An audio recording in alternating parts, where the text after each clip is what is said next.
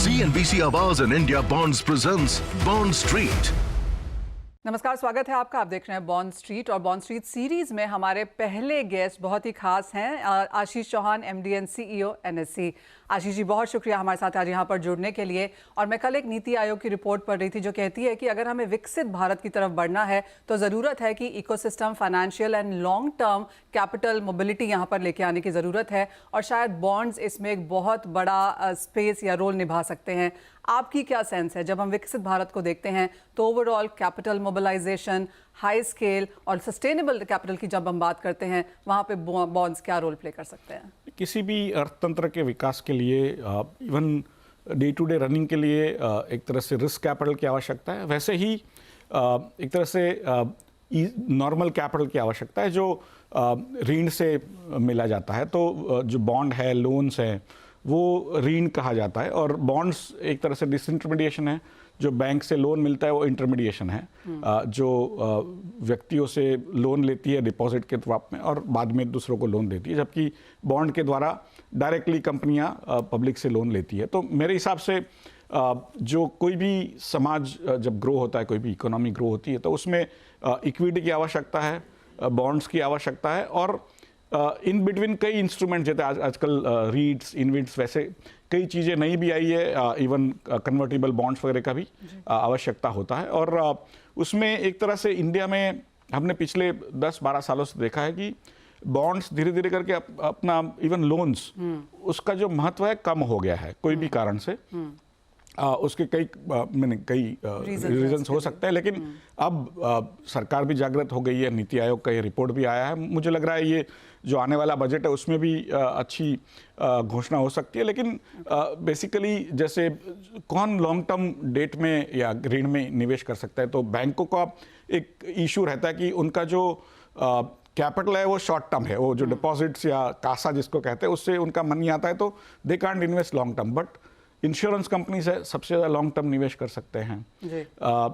बाकी जो दूसरे निवेशक हैं वो भी कर सकते हैं। लेकिन आज वो हकीकत माने कहीं ना कहीं एक तरह से दुविधा है सबके मन में कि लॉन्ग टर्म डेट कैसे दे। सरकार खुद ही लॉन्ग टर्म डेट नहीं दे इशू कर रही थी खुद के लिए, और सरकार का जो टोटल बोरोइंग था, बिकॉज नॉर्मली क्या होता है कि जो ऋण का मार्केट होता है उसमें सबसे ज़्यादा बोरोवर सरकार होती है, सबसे बड़ी बोरोवर। भारत में अभी धीरे धीरे पिछले 10-12 सालों में ऋण as a percentage of GDP, debt as a percent of GDP actually come down. तो इसलिए जो ऋण का ओवरऑल परसेंटेज भी कम हुआ है। Corporate debt has also come down. तो मेरा ऐसा है कि करीब बैंक का जो लोन गिने हम, तो as outstanding bank loans to corporates is around 27.5% of GDP। Outstanding bonds to the corporates is around 16.5% of GDP। जो जितनी बैंक लोनें इंडस्ट्रियल सेक्टर को या सर्विस सेक्टर को दी है बैंकों ने, उसका करीब 60% हमने भी दिया है बॉन्ड्स से। लेकिन total amounts are too small. We are the least leveraged large economy in the world. I mean आप देखिए, debt to GDP ratio in China is almost 4:1। America में उससे भी ज़्यादा है। हमारा करीब 0.5:0.6:1 है। तो जो देश तेज गति से बढ़ता है उसको ऋण की बहुत आवश्यकता होती है। आपको रोड्स बनाने हैं, पोर्ट्स बनाने हैं, सभी में ऋण की आवश्यकता है। समहाउ हमने वो उसका इस्तेमाल अच्छे से नहीं किया है, एक्सप्लोर नहीं हुआ है। और कॉर्पोरेट्स भी हमारे जो है वो इक्विटी की तरफ ज़्यादा झुका हुआ है पिछले 10-12 सालों में। हमें थोड़ा बॉन्ड्स में ध्यान देना पड़ेगा। एब्सोल्युटली। और जैसे आपने कहा कि इंटरनेशनल जो हमारी रेलेवेंस है या जिस तरह से हम वहाँ पे नंबर्स देखते हैं, हम काफ़ी कमज़ोर हैं। अब आप यहाँ पर NSE हेड कर रहे हैं, क्या प्लान्स हैं NSE के यहाँ पर ओवरऑल कैपिटल मार्केट को लेकर, और विद इन दैट बॉन्ड यहाँ पर क्या फीचर करता है? नहीं, हमारे लिए बॉन्ड्स, अभी आपको पता नहीं याद होगा कि नहीं, लेकिन 94 में जब NSE शुरू हुआ तो वो इसलिए शुरू हुआ था कि बॉन्ड मार्केट को सुधारा जाए। जो हर्षद मेहता कांड जो बॉन्ड मार्केट में हुआ था, SGL गवर्नमेंट बॉन्ड्स में हुआ था, उसकी वजह से NSE की रचना हुई थी। तो हमारा मेन जो काम था वो बॉन्ड मार्केट को सुधारना था। आज तक हम अविरत प्रयास कर रहे हैं और स्वाभाविक है कि पिछले 3-3.5 सालों से मैंने कोशिश की है। उसमें एक ट्राइपार्टाइट रेपो करके एक फ्रेमवर्क है, उसमें आज दिन में 5-7 हज़ार करोड़ का एवरेज ट्रेडिंग हो जाता है। OBBB नाम की एक व्यवस्था शुरू की है जो ऑनलाइन बॉन्ड प्लेटफॉर्म, जिसमें अभी करीब 29 अलग अलग प्लेटफॉर्म्स हमारे से जुड़े हुए हैं, तो आप जब भी वो प्लेटफॉर्म से बॉन्ड्स खरीदते या बेचते हैं तो उनका जो सेटलमेंट है वो एक्सचेंज के क्लियरिंग हाउस से द्वारा होता है, आपके अकाउंट में डायरेक्टली, आपके डीमैट अकाउंट में डायरेक्टली वो जो बॉन्ड्स आ जाते हैं। तो हमने कई ऐसे बदलाव किए जिससे आज पिछले 3 सालों में जो हर बॉन्ड जो इशू है उसका साल में 100 से कम ट्रांजैक्शंस होते हैं एक एक बॉन्ड के। आज 1066 है 2025 के कैलेंडर साल में, तो 10 गुना सॉर्ट ऑफ ट्रांजैक्शंस बढ़ा है। लेकिन टोटल नंबर ऑफ ट्रांजैक्शंस आप 2025 में गिनोगे 8-9 महीने में, तो हमने 10 लाख ट्रांजैक्शंस किया है, जबकि भारत एक दिन में करीब 30-40 करोड़ ट्रांजैक्शन इक्विटी में कर लेता है। तो स्वाभाविक है कि हमने एक शुरुआत की है, छोटी है, लेकिन इस मार्केट का जो इंपॉर्टेंस है, करीब इक्विटी मार्केट है उतना ही बॉन्ड्स मार्केट उससे ज्यादा वर्ल्ड में होता है। माने जो कंपैरिजन करते हैं रेशियो में, तो डेट से ज्यादा, आई मीन इक्विटी से ज्यादा डेट मार्केट का बड़ा इंपॉर्टेंस रहता है वर्ल्ड मार्केट में, अमेरिका में, चाइना में, कहीं पर भी।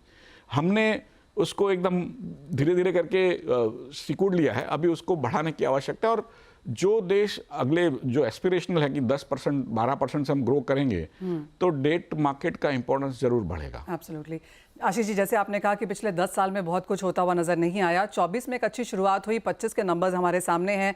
एक्सपेक्टेशन ये है कि जिस तरह की ग्रोथ हम देख रहे हैं 26 में शायद हम ये नंबर्स डबल होता हुआ भी देखें, लेकिन एक लॉन्ग टर्म ट्रैजेक्टरी यहाँ पर क्या है? और जैसे आपने कहा कि बजट में कुछ देखने को मिल सकता है, नीति आयोग की भी रिपोर्ट आई है, तो क्लियरली ध्यान उस तरफ है। आपके लिहाज से यहाँ पर पॉलिसी फ्रेमवर्क में क्या कुछ किया जाने की ज़रूरत है? नहीं, कई चीज़ें जो लोगों ने सजेस्ट भी की है, खास करके जो अर्लियर पिछले समय में जो टैक्स फ्री बॉन्ड्स खास करके PSUs के आते थे, बाद में बंद हो गए। तो कहीं ना कहीं एक तरह से बॉन्ड्स ट्रेडिंग को भी इक्विटी की तरह लिया जाए, उसके जो कैपिटल गेन टैक्स वगैरह जो है उस हिसाब से, उस लिहाज से देखा जाए तो दोनों में एक तरह से समानता आएगी। उसकी इनकम, हाँ, हालांकि जो इनकम आती है बॉन्ड्स में से आप उसको इनकम की तरह ट्रीट करिए, बट जो कैपिटल गेन्स वगैरह आते हैं तो उसमें आप उसको कैपिटल गेन की तरह ट्रीट कर सकते हैं। तो उसके एक तरह से बॉन्ड्स को एक बढ़ावा मिलेगा, ऐसा मेरा मानना है। यहाँ से आगे जाके जैसे आपने कहा कि जिस तरह का टिकट साइज और जिस तरह के नंबर्स या पंचेस हम इक्विटी में देखते हैं वो बॉन्ड्स में नहीं है, क्या ये अवेयरनेस को लेकर है? क्या ये बिकॉज इसकी लॉन्ग टर्म मैच्योरिटी है उसको लेकर है? रिटेल के दिमाग में क्या है यहाँ पे? नहीं, रिटेल के दिमाग में एक तो ये है कि वहाँ पर रिटर्न्स नहीं है। जो रिटर्न्स है वो एक्साइटिंग नहीं है। जो रिटर्न्स आता है आपको 6, 7, 8, 9% तक मिलता है। पर यूजुअली जो हम कहते हैं 60% इक्विटी, 40% डेट, आपको लगता है इंडियन रिटेल उसको नहीं मानता या नहीं करता? Indian retail, see the way I look at it, कि risky asset versus not so risky asset. तो रिस्की एसेट में उनके पास इक्विटीज है जो आजकल काफ़ी बढ़ चुकी है। ऑफ कोर्स म्यूचुअल फंड उसी में शामिल है, भले म्यूचुअल फंड कहा जाता है कि नॉन रिस्की है, बट अल्टीमेटली इक्विटी का ही बेस है। जो नॉन रिस्की एसेट में आज उनके पास माने हर एक व्यक्ति के पास अपना घर है, वो भी एक तरह से यूजफुल भी है और नॉन रिस्की भी है। और that is where basically of course jewellery, आजकल गोल्ड सिल्वर का भी बोलबाला है, आप तो वो काम बहुत अच्छे से करती है। तो एक तरह से बॉन्ड या ऋण का जो मार्केट है थोड़ा सिकुड़ सा गया है, लेकिन आवश्यकता बहुत है, खास करके एक विकासशील देश के लिए। और मुझे लग रहा है कि जैसे जैसे हमारे इंटरेस्ट रेट्स कम होंगे, आज हो भी रहे वर्ल्ड में, वहाँ पर आपको नए इंस्ट्रूमेंट्स, लिवरेज इंस्ट्रूमेंट्स, अलग अलग तरीके के फ्रेमवर्क्स की जरूरत पड़ेगी जहाँ पर ज़्यादा से ज़्यादा लोग निवेश कर पाएंगे। दूसरा एक इशू ये भी है कि बॉन्ड में आप जब निवेश करते हैं, इवन बैंक्स करती हैं उनके SLR वगैरह के लिए, या तो इंश्योरेंस कंपनी करती है, तो वो लोग होल्ड टू मैच्योरिटी करते हैं, तो इसलिए ट्रेडिंग बहुत कम होता है। आपके पास आज भी NSE पे 500 बिलियन सेकेंडरी मार्केट भी स्ट्रांगली डेवलप करने की जरूरत है। 500 बिलियन डॉलर से अधिक का मार्केट, आई मीन बॉन्ड्स, हम हर लास्ट ईयर हमने 250 बिलियन डॉलर्स का तो ऋण लोगों के लिए जुटाया है।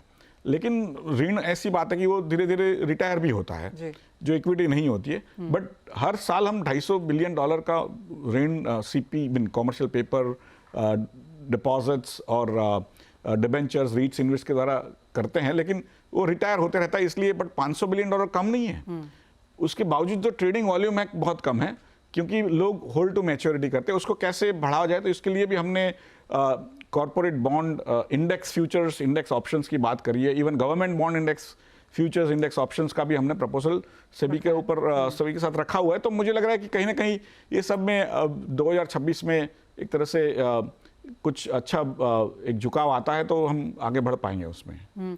आशीष जी, एक फाइनल सवाल आपसे, सवाल भी नहीं है, क्या एडवाइस देंगे आप रिटेल को, कैसे पोर्टफोलियो होना चाहिए और डेट की जगह उसमें क्या होनी चाहिए? एक तरह से जैसे इक्विटी है वैसे ही डेट है और लिक्विडिटी बहुत अधिक है उसमें, कोई एसेट्स के सामने।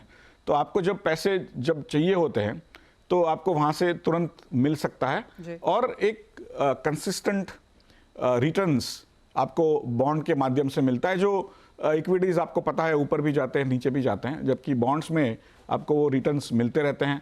तो मुझे लग रहा है कि आप उस पर भी रिटेल निवेशक को अपने जब पोर्टफोलियो बनाते हैं, जिसको बैलेंस पोर्टफोलियो कहते हैं, उसमें ऋण को भी एक जगह देनी चाहिए। राइट। आशीष जी, बहुत शुक्रिया हमारे साथ आज यहाँ पर स्टूडियो में जुड़ने के लिए, बॉन्ड्स पे बात करने के लिए, आगे क्या एक्सपेक्टेड है वो करने के लिए और ऑफ कोर्स हमारे दर्शकों को एडवाइस भी करने के लिए। CNBC Awaaz and India Bonds presents Bond Street. ऋण प्रतिभूतियों, नगरपालिका ऋण प्रतिभूतियों, प्रतिरक्षित ऋण उपकरणों में निवेश में भुगतान में देरी और या चूक सहित जोखिम शामिल है।